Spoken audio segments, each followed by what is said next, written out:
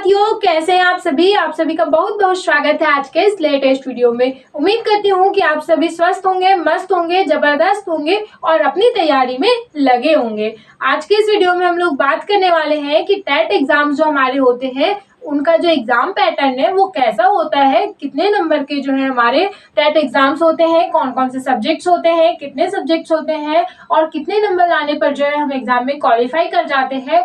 आज के इस वीडियो में हम लोग बात करने वाले हैं ऐसे ही कई सारे प्रश्नों के बारे में और उनके उत्तरों के बारे में। तो आइए जानते हैं सबसे पहले कि जो हमारे टेट एग्जाम्स होते हैं वो कितने नंबर के होते हैं। तो साथियों, आज हम मेनली बात करने वाले हैं हमारे दो टेट एग्जाम्स के बारे में, जिसमें है हमारा पहला जो टेट एग्जाम है वो है सी टेट और दूसरा है एमपी टेट। मतलब इस वीडियो में हम देखेंगे कि जो सी टेट है और एमपी टेट है उनके एग्जाम पैटर्न कैसा होता है, इनमें जो है कितने जो है विषय होते हैं और कितने मार्क्स के होते हैं। ठीक है, तो आइए जानते हैं। सबसे पहले हम बात कर लेते हैं कि टोटल मार्क्स कितने होते हैं। तो जो इसमें टोटल मार्क्स होते हैं वो हमारा सी टेट होता है 150 नंबर का और एमपी टेट भी होता है 150 नंबर का। ठीक है, 150 नंबर का जो है हमारा सी टेट होता है और 150 ही नंबर का जो है हमारा एमपी टेट भी होता है। अगर हम बात करें इसमें सब्जेक्ट्स की, तो हमारे पास इसमें जो है टोटल 5 सब्जेक्ट्स होते हैं पेपर 1 में और इसमें भी जो है हमारे पास टोटल 5 सब्जेक्ट होते हैं पेपर 1 में।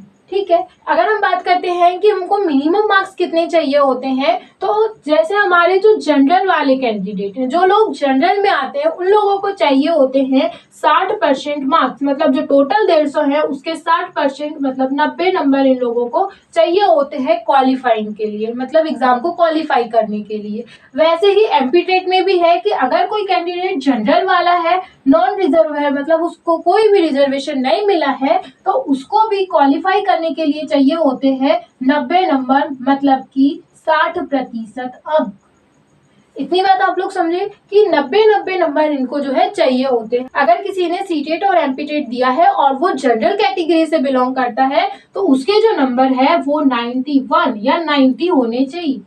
ठीक, वैसे ही अगर हम बात करते हैं कि हमारे जो साथी जिनको रिजर्वेशन मिला हुआ है, मतलब SC ST और OBC के साथी, तो इनको चाहिए होते हैं 55% अंक। ठीक है, इनको कितने चाहिए होते हैं 55%, मतलब 82 नंबर। वैसे ही एमपी टेट में भी है कि SC ST और OBC से जो साथी बिलोंग करते हैं उनको चाहिए होते हैं 55%, मतलब 82 अंक। ठीक है, आप लोग समझे कि आपके नंबर जो है, अगर आपने सीटेट और एमपीटेट दिया है और आप रिजर्व कैटेगरी से बिलोंग करते हैं, चाहे वो रिजर्व कैटेगरी कौन सी भी हो, साइकोमोटर डिसेबिलिटी की वजह से या कोई भी जो दिव्यांगता है उसकी वजह से आपको अगर आरक्षण प्राप्त है, तो आपको भी इसमें 82 नंबर लाने होंगे। उसके बाद ही जो है आप भी क्वालिफाई माने जाएंगे। मतलब आपके नंबर जो है वो 83, मतलब 82 से 83 होने चाहिए मिनिमम। ठीक है, अगर मैं बात करती हूँ कि हम लोगों को क्या इतने में ही काम चल जाएगा, जो साथी ST SC OBC या फिर रिजर्व कैटेगरी से बिलोंग करते हैं, अगर वो लोग 83 नंबर लाते हैं सी टेट में, तो क्या उनका काम चल जाएगा? तो ऐसा बिल्कुल नहीं है। बेशक आप कैटेगरी से बिलोंग करते हो, लेकिन जो सी टेट होता है, ये आपको मैंने बताया था जब आपने कोई पहली वीडियो देखी होगी, कि सी टेट को कुछ राज्य भी जो है मान्यता देते हैं। अगर आप सी टेट क्वालिफाई कर लिए हैं तो आप वहाँ का भी टीचर रिक्रूटमेंट एग्जाम दे सकते हैं। तो साथियों, वो एग्जाम देने के लिए जो है आपको 90 नंबर ला करके जनरल से क्वालिफाई करना पड़ेगा। क्योंकि मान लीजिए आप एमपी के कैंडिडेट हैं और आपने जो है 83 नंबर से अपना सीटेट क्वालिफाई किया हुआ है और आप देना चाहते हैं यूपी का कोई एग्जाम, सुपर टेट या बीपीएससी का एग्जाम आप देना चाहते हैं, तो आपको काउंट किया जाएगा जनरल में, क्योंकि आपको जो है आपकी कैटेगरी का लाभ तो मिलेगा लेकिन केवल आपके राज्य में। और अगर आप एमपी से हैं और आपने सीटेट 83 नंबर से निकाला है, तो यह आपके लिए बिल्कुल बेकार है, किसी काम का नहीं है। क्योंकि हमारी जो मध्य प्रदेश सरकार है, एमपी गवर्नमेंट है, वो सीटेट को मानती ही नहीं है। उनका मानना है कि अगर आप मध्य प्रदेश में शिक्षक बनना चाहते हैं तो आपको मध्य प्रदेश शिक्षक पात्रता परीक्षा निकालना जो है जरूरी होता है। तो सीटेट आपके किसी काम का नहीं होगा फिर। इसीलिए अगर आप एमपी के कैंडिडेट हैं तो आपका टारगेट जो है वो 90 नंबर के ऊपर लाना ही होना चाहिए हर हाल में। मतलब आप चाहे कैसे भी पास करो, 83 नंबर का टारगेट लेके अगर आप चलोगे तो बिल्कुल भी जो है आप नहीं ले पाओगे, है ना। तो ये बात हो गई आपके मिनिमम और मैक्सिमम मार्क्स की।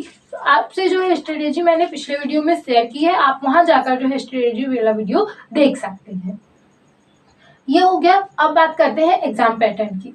साथियों देखिए, इसमें भी आपको दिए जाते हैं 5 सब्जेक्ट, इसमें भी होते हैं आपके 5 सब्जेक्ट। मतलब अगर हम सब्जेक्ट की बात करें तो नंबर ऑफ सब्जेक्ट बिल्कुल सेम है।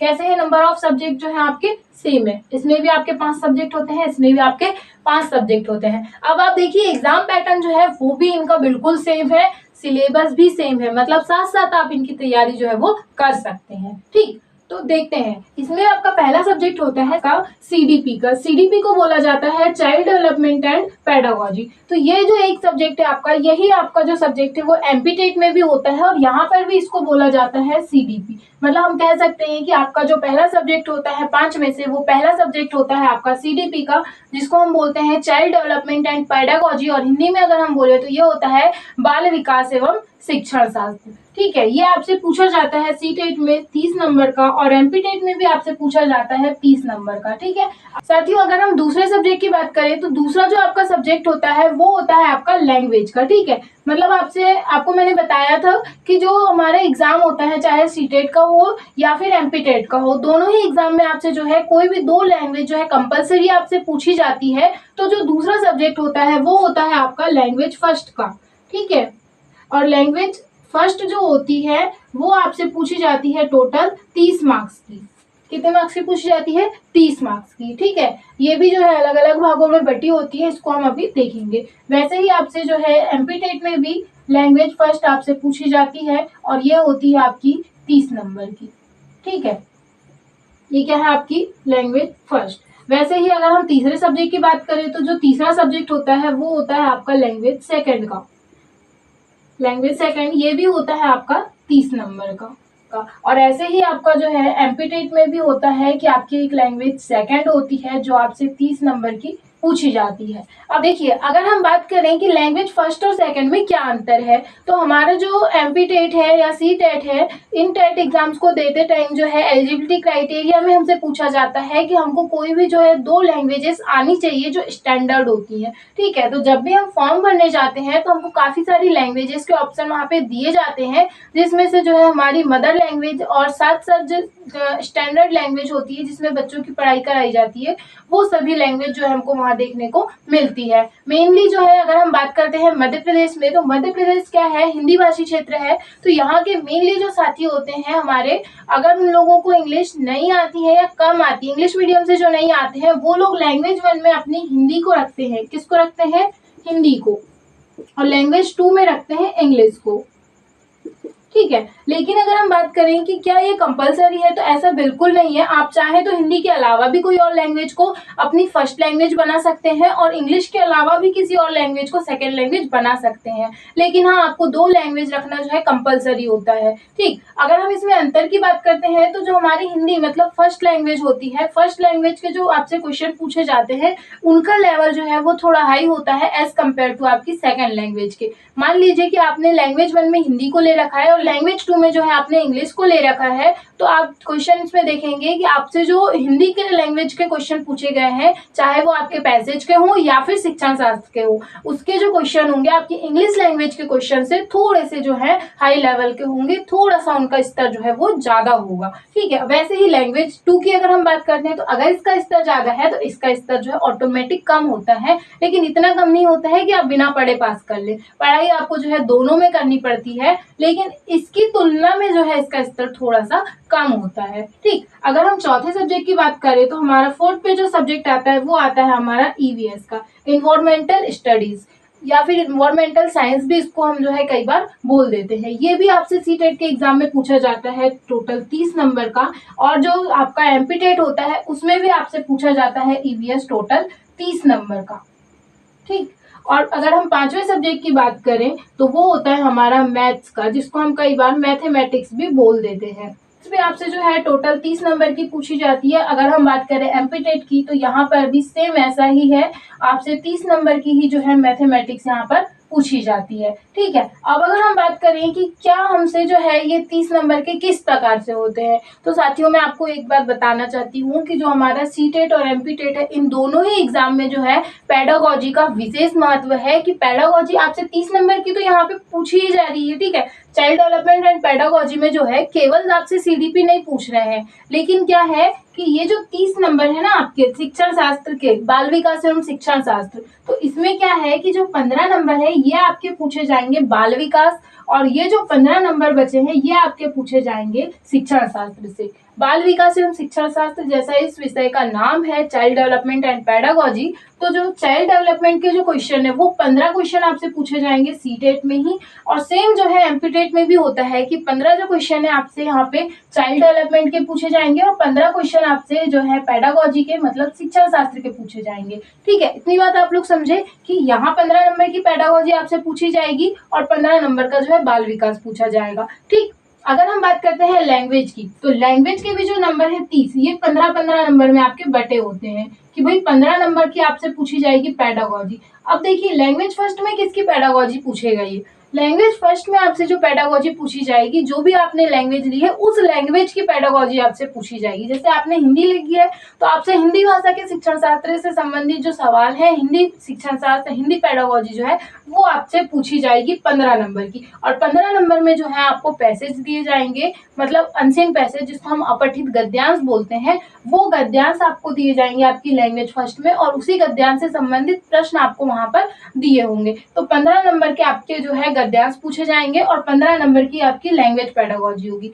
ठीक है, ऐसा ही जो है आपके एमपीटीईटी के पेपर में वर्ग 3 में भी ऐसा ही होता है, मतलब इसमें भी जो है आपसे 15-15 नंबर में 15 नंबर की लैंग्वेज पेडागोजी और 15 नंबर के अपठित गद्यांश आपसे जो है पूछे जाएंगे। अपठित गद्यांश में क्या है कि जैसे आपके जो अपठित गद्यांश से संबंधित सवाल तो जो है वो पूछे जाएंगे ही जाएंगे, लेकिन क्या है कि साथ में जो आपकी व्याकरण होती है उससे संबंधित भी कुछ सवाल आपसे पूछ लिए जाते हैं, जैसे कि संधि, समास, उपसर्ग, प्रत्यय, विलोम शब्द, पर्यायवाची शब्द, इससे संबंधित जो है, और शीर्षक जो होता है, ऐसे जो सवाल है कुछ कुछ आपसे पूछ लिए जाते हैं। तो थोड़ी बहुत जो है व्याकरण इसमें पूछी जाती है।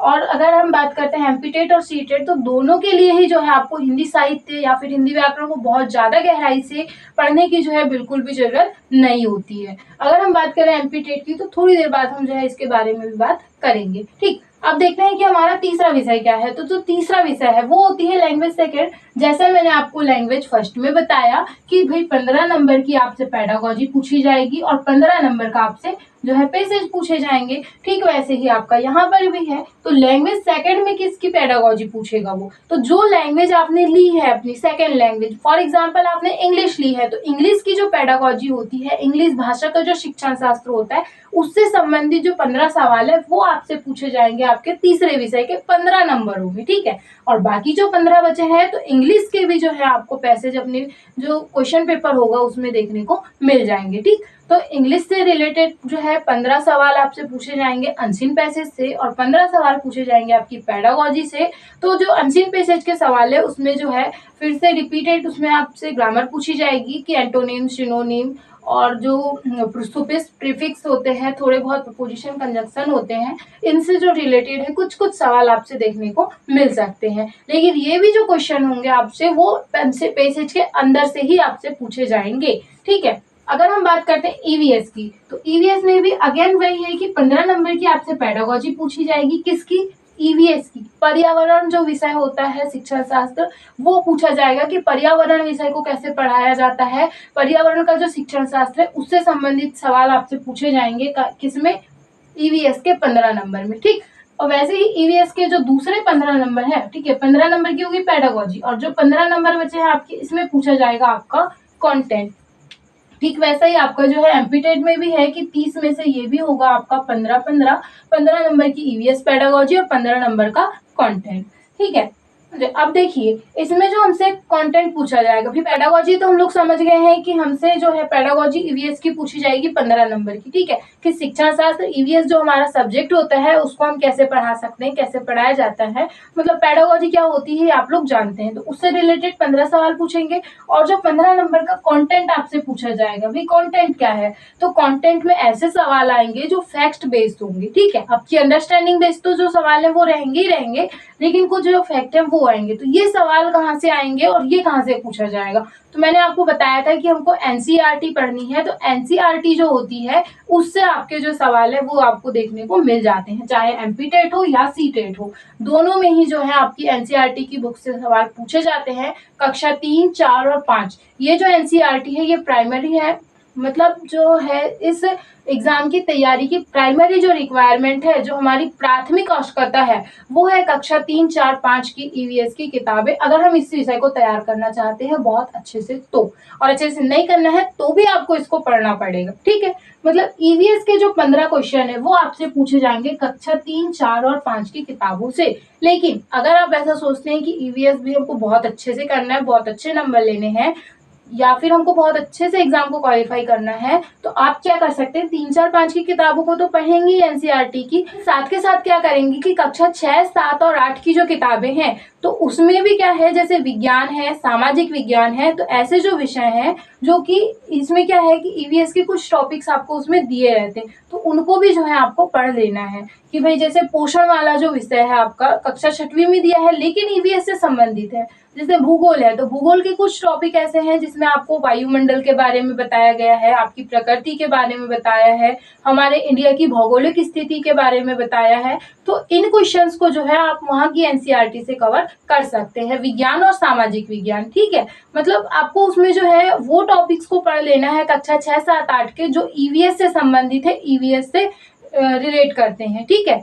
तो उसके बाद अगर आप उसको कर लेते हैं तो फिर तो निश्चित ही आपका एक भी क्वेश्चन ईवीएस में बिल्कुल नहीं छूटेगा। और हम सीटेट की बात करें तो इसमें तो बिल्कुल नहीं छूटेगा, आप 3, 4, 5 बहुत अच्छे से कर लीजिए, गारंटी है कि क्वेश्चन आपसे नहीं छूटेगा। ये जो है एमपी टेट के लिए है कि भाई आपको 6, 7, 8 की एनसीईआरटी भी करनी पड़ेगी, ठीक। अब बात करते हैं मैथ्स की, मतलब 5वां जो सब्जेक्ट है हमारा मैथ से क्या है कि हमारे बहुत सारे साथी डर जाते हैं कि भाई मैथ्स आएगा हमसे कैसे बनेगा, तो ऐसा बिल्कुल नहीं है। अगर आप तैयारी करेंगे तो मैथ्स बहुत अच्छे से बन जाएगी, क्योंकि यहाँ जो मैथ्स पूछी जाती है ना वो होती है आपकी 5वीं से 6वीं लेवल की, बस।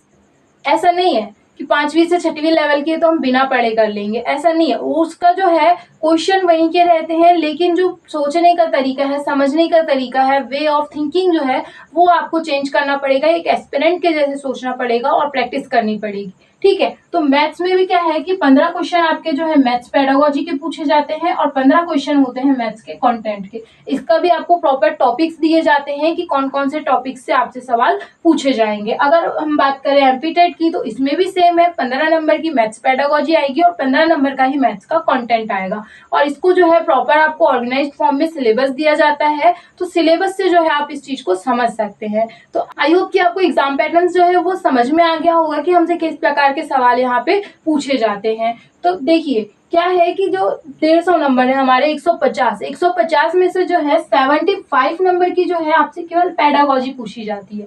मतलब आपने जो है शिक्षा शास्त्र को मजबूत कर लिया तो आपको पेडागोजी 75 नंबर की पूछी जाती है। भाई वो 75 नंबर की कैसे पूछी जाती है, देखिए 15 नंबर की आपसे सीडीपी में पूछ लिया, 15 नंबर की लैंग्वेज 1, 15 नंबर की लैंग्वेज 2, 15 नंबर का ईवीएस और 15 नंबर का मैथ्स, ठीक है। इन सभी की पेडागोजी होती है कि नहीं, अपनी अपनी। तो इन सभी विषयों की पेडागोजी को मिला करके जो है आपसे 75 नंबर की जो है पेडागोजी आपसे जो है पूछी जाती है और बाकी का आपसे कंटेंट पूछा जाता है। जैसे लैंग्वेज 1 और 2 में आपसे पूछा जाता है अनसीन पैसेज, तो भी पैसेज तो हम लोग इतने सालों से तैयार कर रहे हैं, हम जो है 12वीं तक जो है हमको हमारी हिंदी लैंग्वेज हो, इंग्लिश हो, संस्कृत हो, तीनों लैंग्वेजेस में हमने पैसेज सॉल्व किए हैं। तो क्या हमको पैसेज सॉल्व करते नहीं आते? बिल्कुल आते हैं। तो अब हमको क्या करना है, एग्जाम के लेवल का, मतलब जो एग्जाम हम दे रहे हैं उससे रिलेटेड जो तैयारी हमको करनी है। हमको इस बात पे ध्यान देना पड़ेगा कि किस प्रकार के पैसेज यहाँ पर पूछे जाते हैं और हम उनका जवाब कैसे दे सकते हैं। तो ठीक है, अगर हम ऐसे तैयारी करेंगे चीज़ों को तोड़ करके तो बहुत अच्छे से तैयारी हो पाएगी।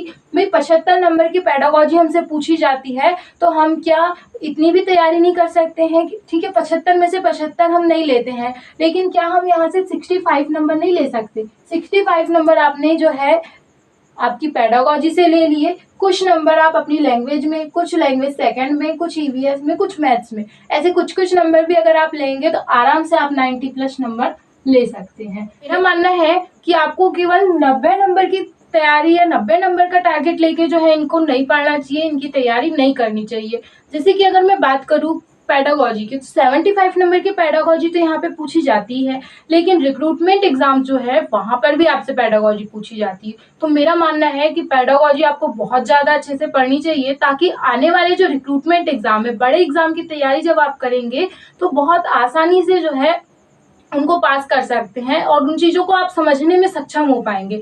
जब आप इन एलिजिबिलिटी टेस्ट की तैयारी ईमानदारी से करते हैं, बहुत अच्छे से बड़ा टारगेट लेके करते हैं, तो कहीं ना कहीं आपका जो दूसरे एग्जाम्स होते हैं, जो कि हमारे रिक्रूटमेंट एग्जाम होते हैं, उनके लिए आपका बेस बनते चला जाता है। तो इसीलिए जो है आपको बहुत अच्छे से पेडागोजी को तैयार करना चाहिए, ताकि आप जो है रिक्रूटमेंट एग्जाम में बहुत अच्छे नंबर ला सके और अपनी जॉब ले सके। ठीक है, अगर हम कंटेंट की बात करें तो भाई आप नॉन टीचिंग एग्जाम भी अगर देंगे तो आपको नॉलेज की जरूरत पड़ेगी, आपको लैंग्वेज स्किल्स की जरूरत पड़ेगी और आपको मैथमेटिक्स और ईवीएस जैसे सब्जेक्ट्स की जरूरत हमेशा पड़ेगी। आप ईवीएस को देख लीजिए कि ईवीएस यहाँ पे ईवीएस के रूप में है, लेकिन बाकी जगह जीके जीएस के रूप में आपको देखने को मिलता है, बहुत बड़े रूप में। अगर आप इसको अभी अच्छे से पढ़ लेते हैं तो कहीं ना कहीं आपका बेस क्लियर हो जाएगा, तो आप आसानी से निकाल पाएंगे। तो आई होप कि आप मेरी बातों को समझे होंगे कि एग्जाम पैटर्न को समझना काफी नहीं है, तैयारी का जो तरीका है, जो वे ऑफ प्रिपरेशन है, वो हमारा कैसा होना चाहिए, कैसा हमारा पॉइंट ऑफ व्यू होना चाहिए अपनी तैयारी को लेके। भाई अगर हम ये सोचते हैं कि एलिजिबिलिटी टेस्ट में हम 90 नंबर लाके जॉब ले लेंगे, तो ऐसा बिल्कुल नहीं है। भाई कंपटीशन का जमाना है, आप लोग को पढ़ना पड़ेगा। ठीक, जब तक आप पढ़ेंगे नहीं तब तक बढ़ेंगे नहीं, और पढ़ेगा भारत तभी तो बढ़ेगा भारत। ठीक है, इसीलिए आप लोग पढ़ते रहिए, तैयारी करते रहिए। आई होप कि आप एग्जाम पैटर्न को समझे होंगे कि कितने सब्जेक्ट्स होते हैं, कितने मार्क्स के आपसे पूछे जाते हैं और किस टाइप के सवाल आते हैं, और कैसे आप जो है इनको तोड़ करके अंकों को ले सकते हैं। इस बात को आप समझे होंगे। अगर आप हमारे साथ तैयारी करना चाहते हैं तो आप बिल्कुल चैनल को सब्सक्राइब करके हमारे साथ जुड़ सकते हैं। उम्मीद करती हूँ कि आपको वीडियो पसंद आई है। Thanks for watching.